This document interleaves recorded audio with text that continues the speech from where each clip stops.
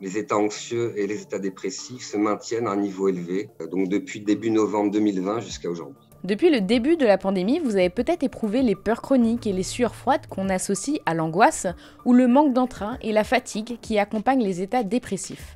Selon l'étude Coviprev de Santé publique France, il concerne aujourd'hui 22% de la population. Depuis le début de la pandémie, l'organisme interroge régulièrement 2000 personnes tirées au hasard sur leur état psychologique.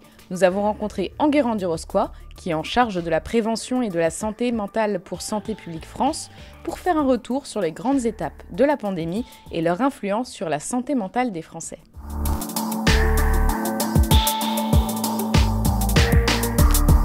16 mars 2020. La situation s'est dégradée partout en France. Emmanuel Macron s'adresse aux Français pour annoncer le premier confinement en utilisant des mots très forts.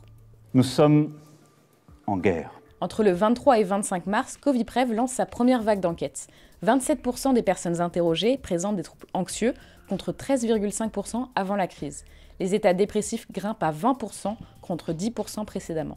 Et donc là, c'est lié à une situation tout à fait inédite dans laquelle tout le monde se retrouve avec un confinement, avec une pandémie qui commence à démarrer, avec donc des gens qui sont confinés chez eux, qui vont devoir jongler entre le travail et puis également la gestion des enfants. Et on a observé notamment des très forts niveaux d'anxiété chez les parents d'enfants de moins de 16 ans.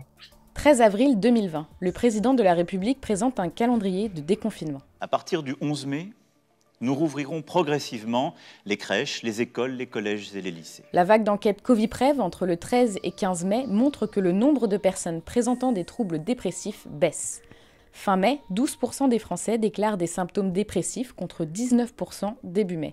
Concernant les états anxieux, là ce qu'on a observé en fait, c'était une diminution rapide des états anxieux déjà pendant la première phase de confinement.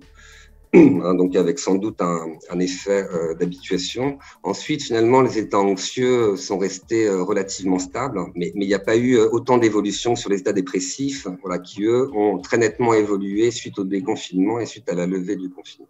14 juin 2020, c'est la dernière allocution d'Emmanuel Macron avant l'été.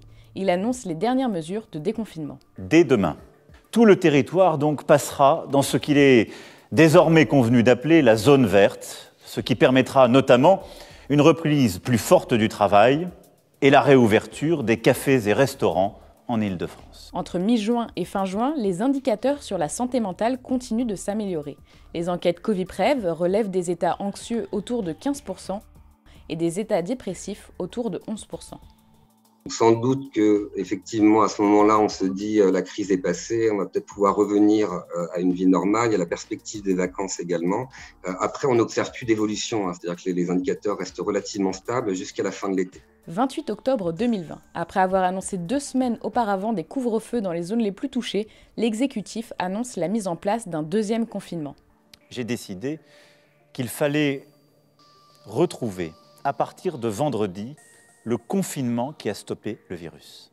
Entre fin septembre et début novembre, les indicateurs de cas de dépression explosent. De 11%, ils passent à 22%. Les états anxieux, eux, restent nombreux mais stables. Et depuis ces annonces et cette situation, les états anxieux et les états dépressifs se maintiennent à un niveau élevé, c'est-à-dire supérieur à 20%, donc depuis début novembre 2020 jusqu'à aujourd'hui. C'est vrai qu'on est dans des situations d'incertitude, quant à l'avenir, quant à l'évolution de l'épidémie, quant à la mise en place ou la fin des différentes mesures de contrôle. 31 mars 2021, la situation s'est dégradée. Le président de la République annonce un nouveau confinement.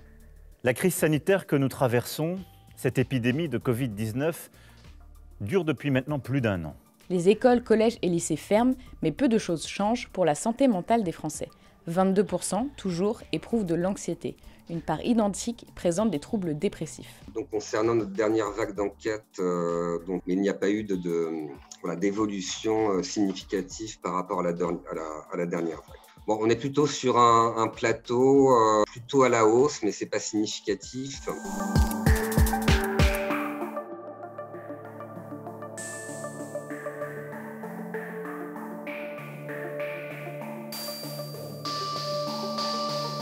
Mais on a quand même observé des hausses beaucoup plus importantes, notamment chez les jeunes, chez les 18-24 ans. donc qui cumulaient un certain nombre de facteurs de risque, ayant des petits logements, n'ayant plus accès aux petits jobs également qui leur permettaient d'avoir un petit peu d'argent, et puis un niveau d'incertitude extrêmement important quant au déroulement de leur année universitaire, quant à leur formation, quant à l'acquisition de leur diplôme.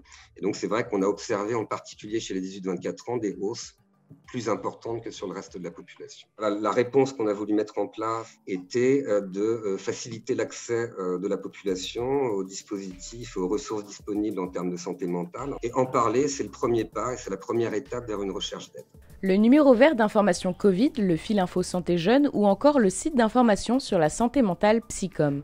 La pandémie a été l'occasion pour Santé publique France de remettre sur le devant de la scène les ressources d'information sur la santé mentale et de sa prise en charge.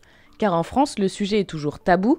Pourtant, bien avant le Covid-19 et les 22% de Français angoissés, la santé mentale était déjà le premier poste de dépense de l'assurance maladie.